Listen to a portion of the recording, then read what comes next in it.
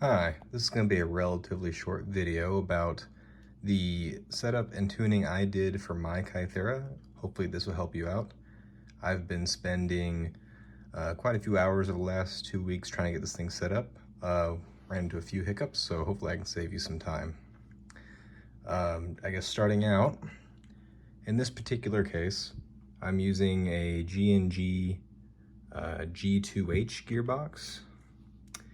It was kind of painful tearing this thing apart because it sounded so good out of the box.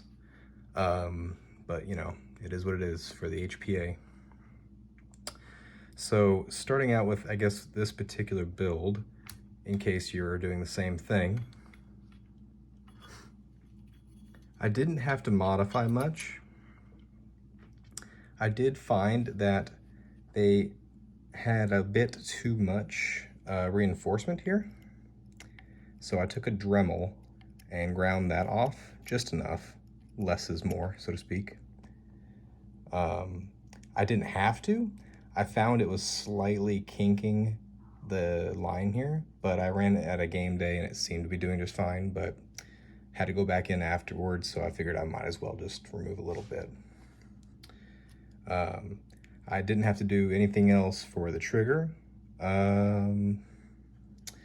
And I actually was able to unscrew the guide.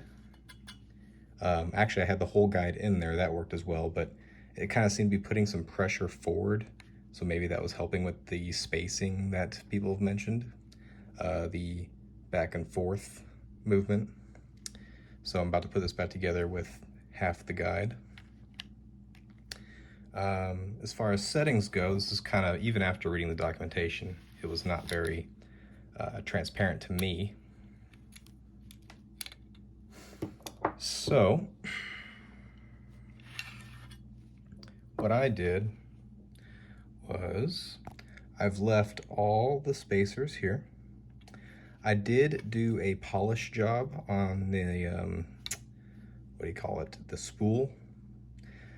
Used some flits and some Dremel. Any or all of these will work, honestly. It only takes a few seconds on there. You don't want to do too much because it relies on that sharp 90-degree angle in there for the latches to catch on the sears. So definitely not needed, I don't think, if you don't want to worry about that. For the top screw, the instructions do say to remove it, but I just backed it out just enough to where it'll cycle reliably. I don't think it's gonna focus. But basically, one thread is showing. And for this set screw, it's using the long one. That's the short one, that's the long one. For this one, it comes out of the box screwed in all the way. You definitely need to back it out. You can totally remove it, it'll probably work. It probably definitely will work, but I know people want to get performance. So I kind of found to where it'll run reliably, and I backed it out like another full turn. This one, when you press the trigger, essentially I screwed it in until it wouldn't click, it wouldn't fire or engage. And then I again backed it out one full turn just for reliability's sake. You can make it closer, but you might find you could have some issues. This rear screw is really where you're gonna get your trigger performance set. So there's other videos talking about the, you know, raspberries or whatever, the noise from the sear not engaging. With this one, it's hard to show it, but again, like one thread is showing, or it's proud by one thread, is where I found that to be reliable. And again, it's where I found that I was getting some like double taps, and then I backed it out like 3/4 of a turn to a full turn. I found that to be quite reliable. It'll fire every time, and not double tap or go full auto. But I ran into an issue here where I'd pull the trigger and it would get stuck at the top, and I'd have to be pulling this cable every time or just slapping on the trigger until I can get it to re-engage on its own. So what I did not realize was I was just adding washers to the plunger spring, or to the spring here. There's you can add your additional shims.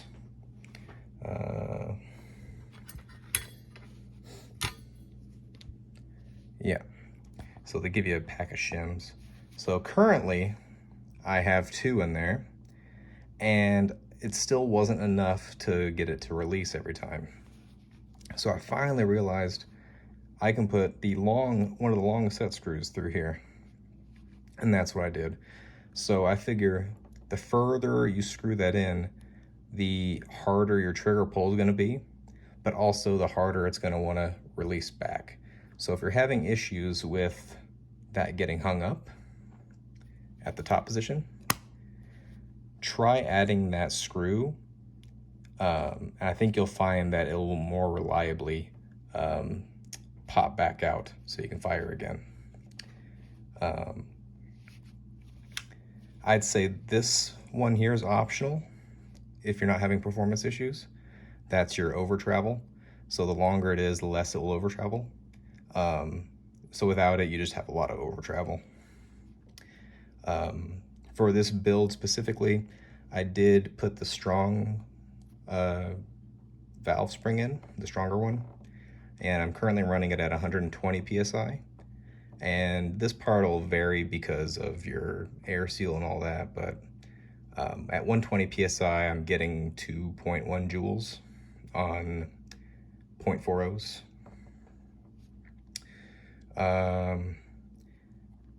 And then for the back and forth movement, this is really just dealer's choice and creativity. I found some squishy gaskets, rubbers laying around.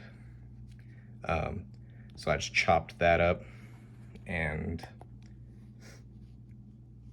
super glued that to the back.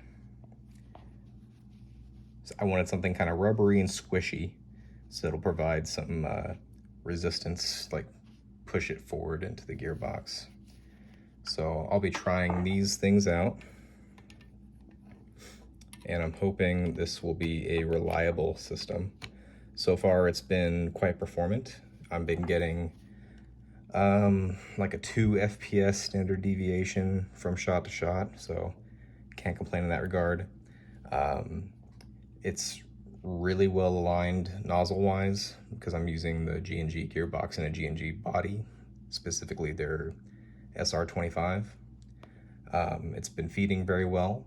Still having some trouble with the hop up, so if you have any recommendations in that regard, I'm all ears. This isn't it, but their unit is, I'd say, really good quality.